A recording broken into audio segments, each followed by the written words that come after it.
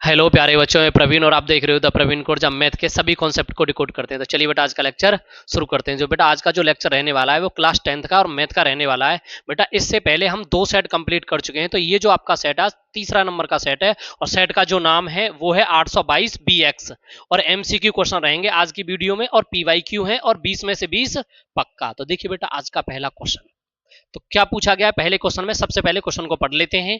यदि tan theta is equal to 3/4 तो cos theta का मान होगा। अब से पूछा गया है tan theta is equal to 3/4 then the value of cos theta will be. तो आपको cos थीटा की वैल्यू निकालनी है। सबसे पहले देखो आपको सवाल में करना क्या है। सबसे पहले आपको एक ट्राइंगल बना लेना है इस प्रकार से और इस ट्राइंगल को हम बना लेते हैं और ट्राइंगल हमने बना लिया है यहाँ पे इस प्रकार से और इसको मैंने नाम दे दिया है बेटा A और इस वाले पार्ट को नाम दे दिया है मैंने B और इस वाले पार्ट को नाम दे दिया है मैंने C। उसके बाद आपको जो वैल्यू दी हुई है वो tan थीटा की दी हुई है। तो मैं यहाँ पे लिख ले रहा हूँ tan थीटा। जब मैंने यहाँ पे लिखा tan theta is equal to 3/4 तो सबसे पहला काम है tan theta is equal to exact में जो फॉर्मूला बनता है वो बनता क्या है वो थोड़ा सा हमें पता होना चाहिए। तो मैं आपको एक चीज बता दे रहा हूँ। हमने आपको एक चीज सिखाई थी PBP और अपन क्या होता है बेटा HHB। तो इसके लिए क्या आ जाएगा P/B। यहां से अगर आप देख पा रहे हो तो P इजकल टू कितना है 3। तो P कहां होता है यहाँ। तो P की वैल्यू आ गई 3 और B कितना है बेटा 4 और हमें जो चाहिए अब चाहिए ये AC और इसके लिए हमें जरूरत जो होती है वो पाइथागोरस थ्योरम की जरूरत होती है। तो हमें कौन सी थ्योरम लगानी है पाइथागोरस थ्योरम। तो हम क्या करेंगे हमें अब AC का स्क्वायर चाहिए तो हम यहाँ पे लिखेंगे बेटा AC का स्क्वायर बराबर है इधर से क्या हो जाएगा 4 का स्क्वायर है प्लस के क्या हो जाएगा 3 का स्क्वायर है।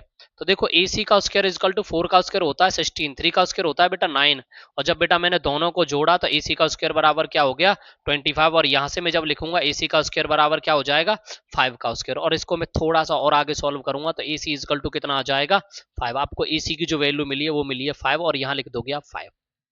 आपको एग्जैक्ट में जो वैल्यू चाहिए वो किसकी चाहिए बेटा cos थीटा। तो यहाँ आप क्या लिखने वाले हो cos थीटा और जब आपने यहाँ cos थीटा लिखा तो cos थीटा के लिए क्या हो जाएगा B/H। तो यहां आ जाएगा B/H और B की जो वैल्यू है वो कितनी है 4 और जो H की जो वैल्यू है वो कितनी है 5। तो आपकी जो वैल्यू निकल के आई वो कितनी निकल के आई 4/5। क्या कहीं यहां आपको ऑप्शन दिखाई दे रहा है 4/5। तो देखो 4/5 जो है वो आपका ऑप्शन नंबर पहला ही है। कोई दिक्कत रही पहला क्वेश्चन आपका एकदम कंप्लीट हो जाता है। मेरी बात ध्यान से सुनना। इस टाइप का कोई भी क्वेश्चन आ जाए करने का तरीका यही रहेगा। यहाँ tan दिया हुआ था cos दे दे sin दे दे cot दे दे sec दे दे cosec दे दे कोई भी पार्ट दे दे आपको इसी तरीके से करना है। और आपको ये वाली बात हमेशा याद रखनी है PBP/HHB। यहाँ से आपको 2 चीजें गिवन होंगी तीसरी चीज निकालनी है। तीसरी चीज निकालने के लिए आपको ये फिगर बनाना होगा। कोई सा भी सवाल आ जाए इस टाइप से फिगर बनाओगे तो जैसे मान के चलो आपको ये दे रखा है तो ये दिया होगा ये पूछ लेगा या ये दे रखा है ये दे रखा है ये नहीं पूछेगा। कोई भी एक चीज निकालनी होगी। 2 चीज आपको दी हुई होंगी। उसके बाद आपने जब ट्रायंगल को पूरा कंप्लीट कर लिया तो इसका मतलब आपको P की वैल्यू भी पता चल गई H की वैल्यू भी पता चल गई और B की वैल्यू भी पता चल गई। सारी वैल्यू आ गई। अब आपसे कोई सा भी ट्रिग्नोमेट्री रेशियो पूछ ले आप उसको इजीली आराम से निकाल सकते हो। इसमें आपको कोई भी दिक्कत नहीं आने वाली है। तो अब कोई सा भी सेट आ जाए कोई सा भी सवाल आ जाए इसी तरीके से सवाल पूछेगा उसमें और तो कुछ ज्यादा होना नहीं है। ठीक है तो चलते हैं बेटा नेक्स्ट क्वेश्चन की ओर। अगला जो क्वेश्चन है आपका वो क्वेश्चन नंबर 2 है। देखो जैसा कि मैंने बताया था प्रोबेबिलिटी जो है प्रायिकता उसमें से हर सेट में 2 क्वेश्चन अप्रोक्स टिक मारे का पूछे जा रहे हैं और एक 2 नंबर का भी और कभी कभी 4 नंबर का भी क्वेश्चन आ रहा है। तो देखिए फिर से आ गया है प्रोबेबिलिटी का क्वेश्चन। तो देखो क्या पूछा गया है। एक पासे को एक बार फेंका जाता। हमारे पास डाइस था और उसको हमने एक बार उछाल दिया।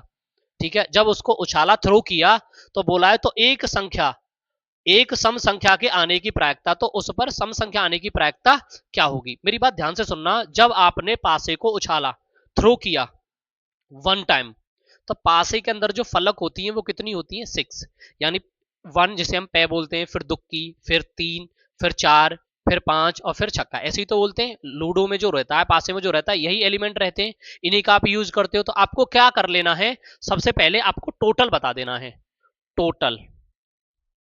टोटल जो काउंटिंग रहती है उसमें कितनी रहती है बेटा 6 रहती है। अब 6 किस किस प्रकार से रहती है आपको अगर ये पूछा जाए तो इस प्रकार से रहेगी 1 रहेगा 2 रहेगा 3 रहेगा और इसमें 4 भी होता है 5 और 6। ठीक है इतनी वैल्यू आपके पास पासे के अंदर होती है डाइस के अंदर। अब आपसे पूछा जा रहा है सम संख्या। सम की बात की जा रही है। सम का मतलब होता है बेटा इवन। अगर आप इवन नंबर की बात करते हो इवन मतलब सम तो बेटा पासा जो रहता है उसके अंदर इवन जो डिजिट होते हैं वो कितने होते हैं, देखना ये कितना है 2, ये कितना है 4, ये कितना है 6। तो हमारे पास जो ये डिजिट होंगे वो एक तो 2 होगा, एक 4 होगा और एक 6 होगा। अगर हम इसकी काउंटिंग की बात करें तो हमारे पास काउंटिंग कितनी होगी, 3 होगी। कोई दिक्कत रही? आपसे पूछा जा रहा है क्वेश्चन में आने की प्रायिकता, तो जो प्रायिकता जो होगी, जो प्रोबेबिलिटी जो होगी वो क्या होगी, हमारे पास सम नंबर कितने हैं 3, टोटल नंबर कितने हैं 6। तो जब मैंने इसको काट के लिखा तो ये क्या आ गया 1/2। तो जो आपकी प्रायिकता होगी वो क्या हो जाएगी 1/2। क्या कहीं ऑप्शन में 1/2 दिखाई दे रहा है? तो ये ऑप्शन नंबर बी जो है एकदम परफेक्ट आंसर हो जाएगा।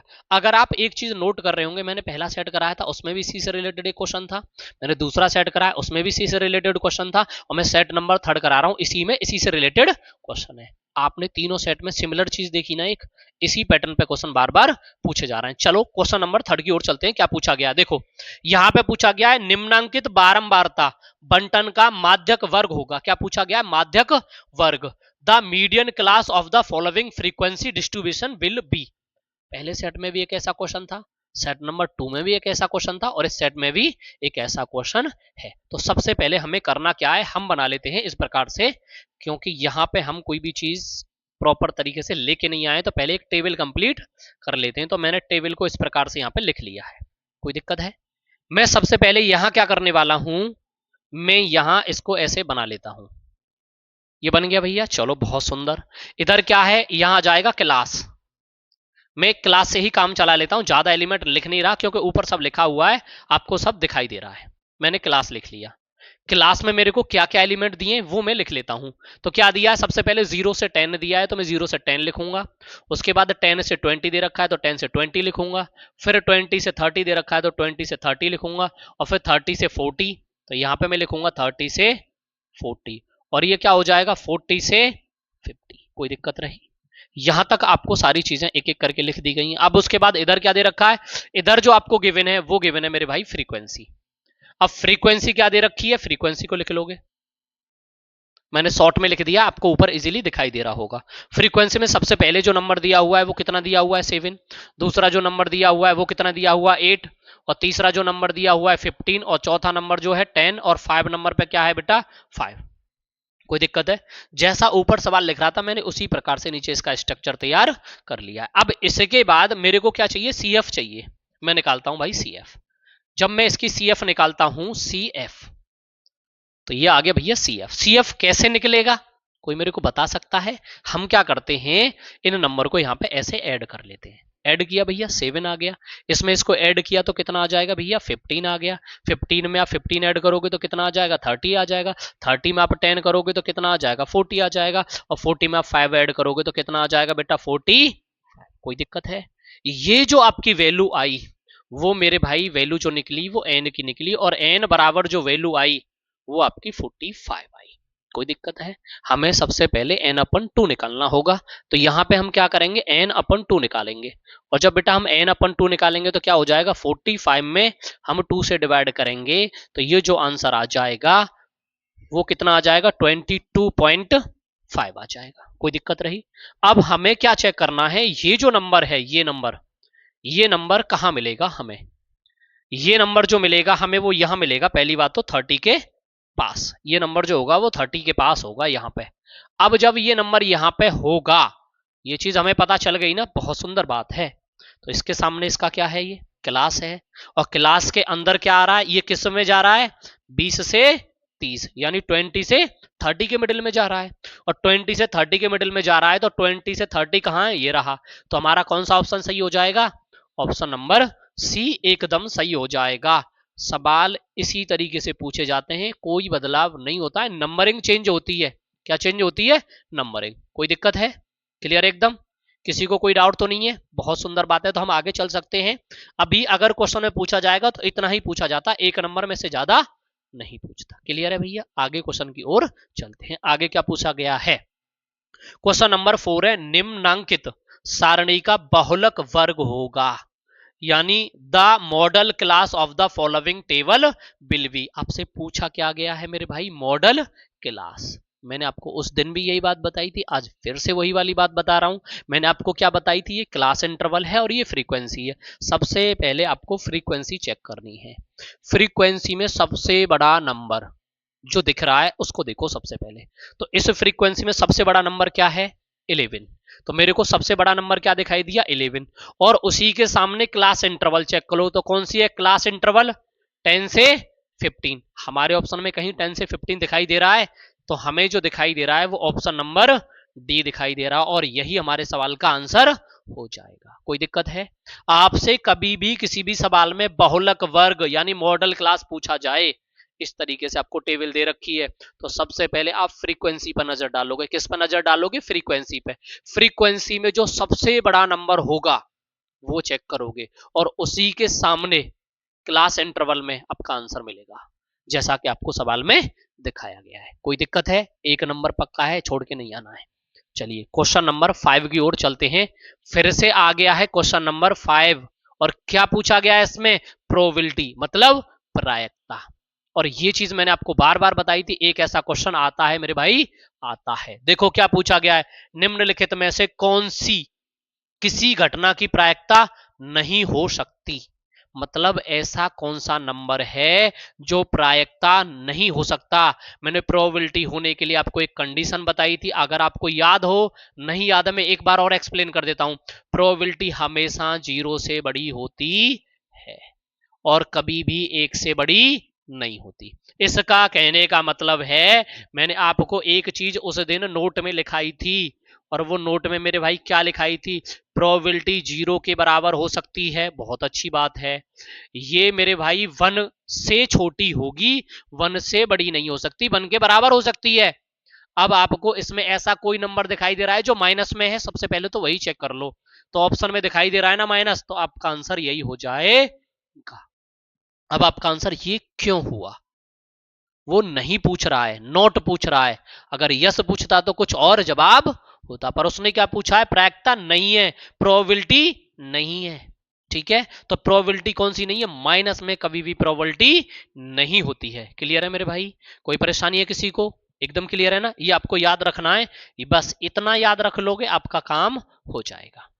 0 के बराबर हो सकती है प्रोबेबिलिटी, 0 से बड़ी हो सकती है, 1 के बराबर हो सकती है, 1 से बड़ी नहीं हो सकती, 1 से छोटी होगी, और माइनस में तो कभी नहीं हो सकती। तो जैसा कि आपको यहां दिखाया गया है, माइनस में नहीं होती और ऐसे भी नहीं हो सकती। जैसे आप ये लिख दो 4/3, तो भाई ये प्रोबेबिलिटी नहीं है, क्योंकि ये जो है 1 को क्रॉस करके चला गया, 1 से ज्यादा पहुंच गया है, तो इस वजह से ये भी प्रोबेबिलिटी नहीं होगी। क्लियर है जी? तो आपका ऑप्शन नंबर कौन सा सही हो गया है, बी। क्वेश्चन नंबर चलते हैं, क्वेश्चन नंबर 6 में बोला गया है यदि 3 cot a इक्वल टू 4, तो यानी then 1 minus tan square upon 1 plus tan square का मान होगा। इनमें से कौन सा मान होगा वो हमें बताना है। कैसे बताएंगे भैया? सबसे पहला वाला काम मैंने आपको बताया था, सबसे पहले क्वेश्चन को लिखना है, ऐसे करके लिख लेते हैं। तो कितना हो जाएगा, 3 क्या हो जाएगा, कॉट और ए इज इक्वल टू कितना हो जाएगा, 4। तो इसको आप इस तरीके से बना लो, cot A is equal to 4/3। आपका सवाल इस प्रकार बन गया। और जब आपने सवाल को इस प्रकार बना लिया है, तो सबसे पहले आपको किसकी नीड पड़ेगी, एक ट्राइंगल की। तो हमने एक ट्राइंगल को कंसीडर कर लिया है, लेट कर लिया है और बना लिया है, बन गया भैया। चलो बहुत सुंदर बात है। ये क्या हो जाएगा, ए, और ये क्या हो जाएगा, बी, और ये क्या हो जाएगा, सी। तीनों पार्ट लिख गए। अब हमें जो जरूरत है वो इस वाले पार्ट की जरूरत है। देखो पी बी पी, और अपन क्या होता है, एच एच बी। तो इसके लिए क्या हो जाएगा भाई, बी अपन पी, बी अपन पी, कॉट के लिए बी अपन पी हो जाएगा, टेन के लिए पी अपन बी होता है। तो देखो हमें बी की वैल्यू कितनी दे रखी है, 4। यहां पे कितना आ जाएगा, 4। पी की वैल्यू कितनी है, 3। तो मेरे भाई ये तो मुझे पता है ना कितना आ जाएगा, 5। क्या मेरे को करने की दोबारा जरूरत होगी? अगर आपको ये समझ में नहीं आया तो पहला वाला क्वेश्चन देख लेना, आपको समझ में आ जाएगा। जैसा कि मैं दिखा देता हूं, देखो पहले वाले क्वेश्चन में क्या था, वो यही तो था, वही मैंने कर दिया है। तो कोई दिक्कत, मैंने इसको थोड़ा सा डायरेक्ट लिख दिया है और आप समझ भी गए होंगे। इसका स्क्वायर प्लस इसका स्क्वायर, 3 का स्क्वायर 9 होता है, 4 का स्क्वायर 16 होता है, 9 और 16 को जोड़ते हो 25, और 25 किसका स्क्वायर होता है, 5 का। तो इक्वल टू क्या आ गया, 5। ये चीज आपको पता चलेगी, बहुत सुंदर। अब आपको किसकी वैल्यू चाहिए, 10 की। अब आपको किसकी वैल्यू चाहिए, 10 की, और तो कुछ चाहिए नहीं, तो 10 की चाहिए तो 10 की लगा देते हैं, क्या ही दिक्कत है। एक फॉर्मूले से भी हो सकता है ये सवाल, पर हमें फॉर्मूले से करने की जरूरत नहीं है, क्योंकि इतने फॉर्मूले हम कहां से याद करेंगे, सीधा सीधा सीखते हैं ना, क्या ही मतलब है ज्यादा लंबा चौड़ा भागे। क्लियर है? तो हम क्या करते हैं, सबसे पहले हमें चाहिए 10। अब मेरी एक बात बताइए, वैसे एग्जैक्ट में 10 के लिए तो हमें इसको भी निकालने की जरूरत नहीं थी, कॉट का अपोजिट ही होता है, फिर भी मैंने करके आपको दिखा दिया है। तो 10 के लिए हम क्या करेंगे, टेन थीटा, यानी 10 इज इक्वल टू कितना हो जाएगा, 3/4। ये तो हमें वैसे ही पता चल रहा था 10 के लिए भाई 3/4 होता है, हम काहे मतलब इतना दिमाग लगाएं। सही है कि नहीं? हो गया ना? सवाल उतार लेते हैं। देखो क्या लिखेंगे, 1 माइनस टेन स्क्वायर है, अपन क्या हो जाएगा, 1 प्लस टेन स्क्वायर है। यहां पे लिखेंगे हम 1 माइनस 10 की वैल्यू कितनी हो जाएगी, 3/4, 3/4 लिख दिया का होल स्क्वायर। भाई इसका होल स्क्वायर तो करना बनता है, 1 प्लस क्या हो जाएगा, 3/4 का होल स्क्वायर। कोई दिक्कत? इसको थोड़ा सा आगे की तरफ करते हैं और इसको यहां पे उधेड़ देते हैं। सॉल्व तो दुनिया करती है, हम इसको उधेड़ेंगे आज। तो देखो हम क्या करेंगे, ये क्या आ जाएगा, 1 माइनस 3 का स्क्वायर कितना हो जाता है, 9, 4 का स्क्वायर कितना हो जाता है, 16। इधर हो जाएगा 1 प्लस 3 का स्क्वायर 9, 4 का स्क्वायर 16, इधर भी 1 मेरे भाई और इधर भी 1। ऊपर जब एलसीएम लिया गया तो एलसीएम कितना आया, 16। तो यहाँ पे जो बनेगा वो एलसीएम आ जाएगा 16। तो यहाँ बन जाएगा 16 माइनस के 9, और अपन यहाँ कितना हो जाएगा, 16 प्लस के 9, और अपन कितना हो जाएगा, 16 से 16 कट जाएगा, 16 में से 9 गए तो कितने बचे, 7, और अपन कितना हो जाएगा, 25। क्या हमारे पास ऐसा कोई ऑप्शन अवेलेबल है? देखना भाई, 7/25, 7/25, ऑप्शन नंबर ए एकदम परफेक्ट आंसर हो जाएगा। अमन भैया क्वेश्चन नंबर 7 की ओर चलते हैं। क्वेश्चन नंबर 7 हमसे क्या कहता है, इसकी बीमारी को भी जानते हैं। तो इसमें हमसे पूछा गया है cos 60 का मान होगा, यानी द वैल्यू ऑफ cos 60। इसमें कोई भी तरीका नहीं लगेगा, सीधी टेबल होती है, मान लिख देना है। तो cos 60 की जो वैल्यू होती है वो क्या होती है, 1/2। तो आपको ऑप्शन कहीं दिखाई दे रहा है 1/2, ऑप्शन नंबर सी एकदम परफेक्ट आंसर हो जाएगा। भैया कोई दिक्कत है? cos 60 की वैल्यू सीधी सीधी हो जाए करे 1/2। काम खत्म, पैसा हजम। लाओ भैया दक्षिणा दे दे। अरे दरोगा जी क्या बात है, चौकी पे ना जा रहे आजकल ले। भाई दरोगा जी परेशान है, चौकी बंद चल रही है, मुझे ऐसे लग रही है दरोगा जी। नहीं दरोगा जी, चौकी बंद है क्या तुम्हारी? बंद सी लग रही है। चलिए आगे चलते हैं अगले क्वेश्चन की ओर। यहां तक आपको कोई भी डाउट तो नहीं लग रहा भैया क्वेश्चन में? सारे क्वेश्चन समझ में आ रहे हैं? बहुत सुंदर बात है। चलो तो अगला क्वेश्चन है क्वेश्चन नंबर 8। अट्ठा मारेंगे, छक्का दुनिया मारती है, आज हम अट्ठा मारेंगे। देखो क्वेश्चन में क्या लिखा हुआ है, 1 प्लस क्या हो जाए, कॉट स्क्वायर थीटा, और अपन क्या हो जाएगा, 1 plus tan square theta. Oh my God, ओहो ये क्या हो गया, कुछ तो गड़बड़ है दया, दया कुछ तो गड़बड़ है। देखो हम करते क्या है, 1 प्लस टेन स्क्वायर थीटा किसके बराबर होता है भैया, कोसेक स्क्वायर थीटा के। और 1 प्लस टेन स्क्वायर थीटा किसके बराबर होता है, सेक स्क्वायर थीटा के। तो लगा देते हैं ना, काहे दिक्कत है। एक फॉर्मूला होता है मेरे भाई, 1 प्लस कॉट स्क्वायर थीटा बराबर क्या हो जाए करे, ये कोसेक स्क्वायर थीटा। और ऐसी 1 प्लस टेन स्क्वायर है, 1 plus tan square theta is equal to क्या हो जाए, सेक स्क्वायर थीटा। तो हम क्या कर देते हैं, बस इनकी जगह पे इनकी वैल्यू को लगा देते हैं। 1 प्लस कॉट स्क्वायर थीटा किसके बराबर हो जाएगा जी, कोसेक स्क्वायर थीटा थे। और 1 प्लस टेन स्क्वायर थीटा किसके बराबर हो जाएगा, सेक स्क्वायर थीटा के। कोसेक को आप क्या लिखोगे, 1/sin, 1/sin स्क्वायर थीटा। भैया कोई दिक्कत तो नहीं कोसेक को 1/sin लिखने में, क्योंकि कोसेक थीटा बराबर 1 के साइन थीटा होता है। उसके बाद सेक को हम क्या लिख सकते हैं, 1 कॉस स्क्वायर थीटा। अब मेरी बात ध्यान से सुनना, बीच वाला बीच में, नीचे वाला ऊपर। तो ऊपर क्या हो जाएगा, कॉस स्क्वायर थीटा, और नीचे क्या हो जाएगा, साइन स्क्वायर थीटा। और आप जानते हो साइन अपन कोस किसके बराबर होए करे, टेन के बराबर। तो बराबर नहीं नहीं नहीं नहीं जी, नहीं नहीं जी, कॉट के बराबर ही होता है भाई साहब, कॉट के बराबर ही होता है। सब्र करिए, इंतजार करिए, कभी कभी मांस की जीव लवेड़ा ले जाया करे। तो यहां से क्या हो जाएगा, कॉस अपन साइन किसके बराबर होता है, कॉट स्क्वायर थीटा के। कोई दिक्कत है? तो कॉस अपन साइन क्या हो गया, कॉट, और जहां स्क्वायर यहाँ स्क्वायर, तो हम भी यहाँ स्क्वायर लगाएंगे, हमें कौन सी दिक्कत आ रही है। तो देखिए कहीं हमारे पास कॉट स्क्वायर थीटा ऑप्शन में है तो सही भाई, ऑप्शन नंबर डी, यही आपका एकदम सही हो जाएगा। क्या कह रहे हो भैया? क्वेश्चन नंबर 9 में क्या बोला गया, यदि एलसीएम, आपको एलसीएम दे रखा है 35 और 63 इजकल टू कितना है, 315। देन तो एचसीएफ कितना निकालना है, 35 और 63 का एचसीएफ क्या होगा। तो सबसे पहले आप क्या लिखोगे, फर्स्ट नंबर, और फिर क्या लिखोगे, सेकंड नंबर। तो आप क्या लिखने वाले हो, यहां से हो जाएगा भैया आपका फर्स्ट नंबर। फर्स्ट नंबर आपको क्या दे रखा है, 35। उसके बाद आपको सेकंड नंबर क्या दे रखा है जी, 63। फर्स्ट नंबर 35, सेकंड नंबर 63, और आपको क्या दे रखा है, एलसीएम। और एलसीएम कितना दे रखा है, 315, 315 है, कट्टा 315, खचाक खचाक। तो देखो अब हमें क्या चाहिए भाई, HCF, और हमें फाइंड क्या करना है, HCF। ठीक है दीपक जी, भाई हमें तो डर लग रहा है भाई, 315 से हमें तो वैसे ही बच के रहना पड़ता है, पर आज तो और बच के रहना पड़ेगा, कहीं तुम धांस न दो। चलो तो हम क्या करते हैं भैया, ये क्या हो जाएगा, first number multiply second number is equal to क्या हो जाएगा, HCF और मल्टीप्लाई एलसीएम। भाई लगा देते हैं ना, क्या ही दिक्कत है। फर्स्ट नंबर कितना है, 35, लिख दो मेरे शेरो। Second number 63 is equal to HCF। भाई नहीं पता, वही तो निकालना है, पता कहां से होगा, और ये आ जाएगा 315 यानी 315 है। भाई ये तो मैं बार बार बोलूंगा 315 है। तो यहां से हम क्या करेंगे, HCF इज इक्वल टू क्या हो जाएगा, 35 मल्टीप्लाई 63 और अपन क्या हो जाएगा 315 है।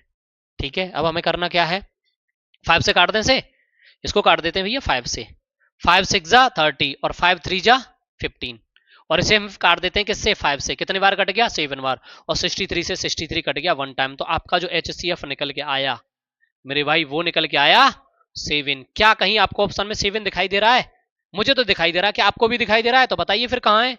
तो ऑप्शन नंबर कौन सा हो जाएगा भैया, बी। भाई अभी जी ने बताया तो इनकी बात तो माननी पड़ेगी, ये कह रहे हैं ऑप्शन नंबर बी सही है, मान लेंगे भाई ऑप्शन नंबर बी सही है। चलिए आगे चलते हैं क्वेश्चन नंबर 10 की ओर। 10 क्या कह रहा है, वो कह रहा है संख्याओं 12, 15 और 21 का एलसीएम होगा। ऐसा क्वेश्चन पहले वाले सेट में आपने पढ़ा था।